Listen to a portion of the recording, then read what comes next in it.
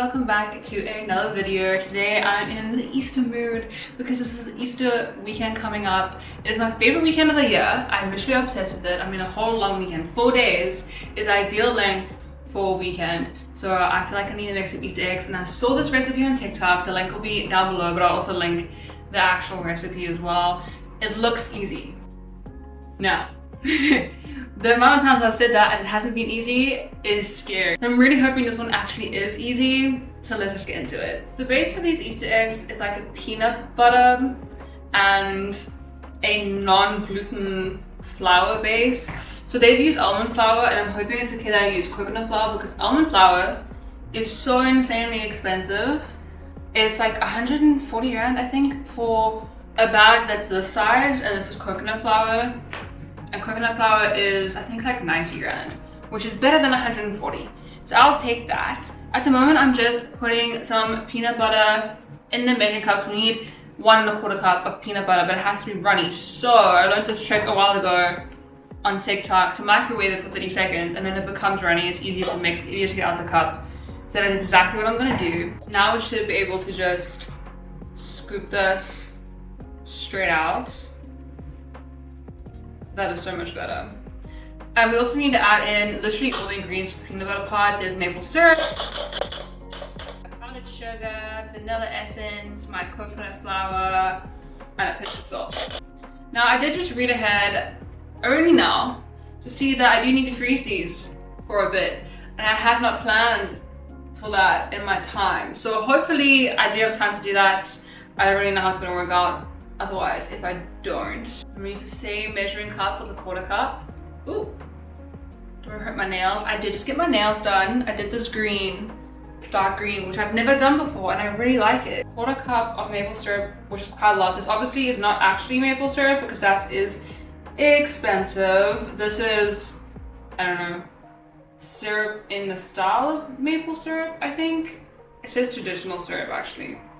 Never mind, I'm talking nonsense. So I'm gonna add this in, and then, oh no, I need the ¼ cup for the powdered sugar as well. I did not plan for that. I have my mixture, and it pretty much just looks like dry clumpy peanut butter. I'm not gonna try and see if we can do this part. I'm just gonna take 2 tablespoons worth of these eggs. I don't think you can get that many then.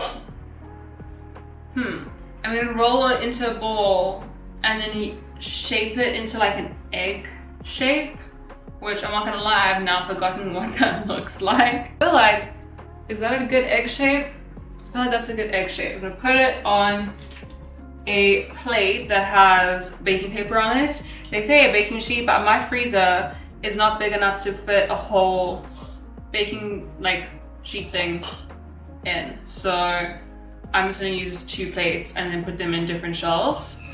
It's the way it has to go. This part so far has been pretty quick. It's the next part, obviously it's gonna take some time. But we are not done because we now need to, while this is freezing a little bit, because they want to be like semi-frozen, which I don't know how long that's gonna take. I need to go fetch my boyfriend from the airport. So yeah, and then it's gonna be dark and I need this natural lighting. So I don't know how frozen they're gonna be in the amount of time that I have, but in the meantime, we're gonna be melting chocolates to be dipping these eggs into, all these peanut butter balls. While the eggs are sitting in the freezer, hopefully getting to the point that I need them to be, we have another bowl and we're gonna be melting this white chocolate. It's baking chocolate, which never tastes great, so I'm hoping it's okay. We're gonna mix this, we'll put some coconut oil with this and melt it in the microwave, and then put some color into it. Okay, I know that it's pretty much nearly this whole block, so I'm probably just gonna do the whole block anyway, just in case. 'Cause like this, you sometimes just run out of the chocolate when you're trying to like pour it onto stuff, so I'd rather have more than less. We have our, this bowl is so hot, but we have our melted white chocolate. I can't even show you that, it's too hot to pick up.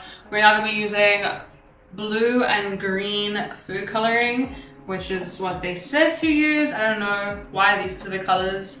I've got purple as well. I feel like light purple will also be really pretty. I'm just gonna do 2 drops each, And then see, this is the gel food coloring, so it's pretty potent.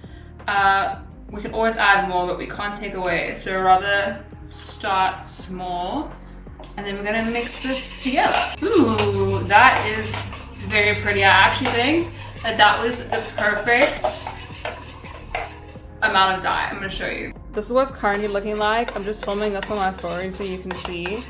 But yeah, as it's mixing, obviously we're getting more of the color, but I think that's a perfect color. I'm not gonna add any more. Now that that's done, I don't know how frozen our eggs are. I feel like they've already been in there for probably 5 minutes. Maybe 8. So let's try, let's see. This is hot, so I don't really know how this is gonna work, but we're gonna make do. Here are our little peanut butter eggs. Some of them got kind of pushed together in my freezer because I squished them in there. So I think it's gonna be okay. They say to stick a toothpick. I just put one on the floor. Won't be using that one. To stick a toothpick at the bottom of it. It's not even slightly frozen. If anything, it feels softer. But we're gonna do this to be able to dip it in. This is gonna come straight off. I don't know how this is gonna work. I'm just gonna take a spoon and do this with the chocolate. And then it says to like, let it drip off and slightly harden before putting it back on the parchment paper. I don't know if I'm even getting the other side because I can't dip it in. Can I just do this? This is gonna be such a mess. I definitely don't think I've gotten that one side though. Let it drip a little bit. I'm gonna put it back on the parchment, and they say immediately remove the toothpick.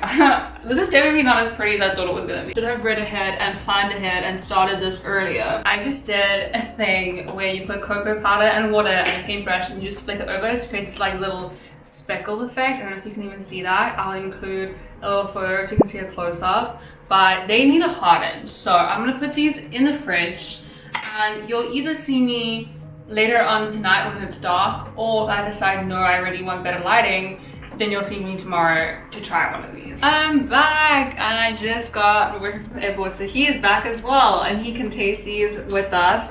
They are now solid, I think. We're gonna see.